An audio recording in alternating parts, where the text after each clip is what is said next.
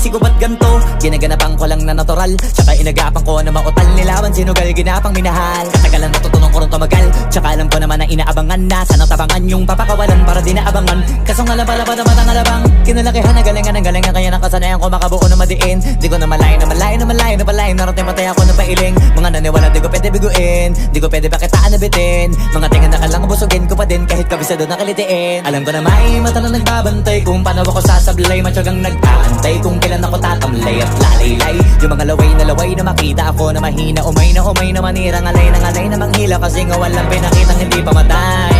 Na napasarap mag-rap, ang daming nagbago mula nung kilalanin ang tao. Daming nagtulak sa'kin, palaging maging ganado, palaging plakado. Pag kumalaw, palaging planado. Daming pasabog, kailangan pag malawak ang sakop. Ikaw din ang talo sa laban pag nabalot ng takot. Kung saan ka aabot, ako din lahat ng mahahakot. Yung dami ng pagod ay may sukli pag di ka madamot. At kung di ko tsinaga, baka nauwi na sa wala. Ganito pala to kalala, kita mo naman na napala. Paano ko hindi ko ginawa? Yung iba di makahalata, malaki na anak kataya. Marami na pwede mawala, kaya di na pwede pabaya. Hindi pwede puro mamaya, baka sa huli mapahiya. Totoo na parang himala lang mula sa iba ba tiningala. Matagal ko din na kinapakatagawa, di madapa yung kalidad. Di mo na kita binabahan na marami pa nagdududa. Puro kilos ang inuuna, ngayon kita mo namumunga. Tumutubo na, pakarami ko nakukuha, pero di pa rin nalulula.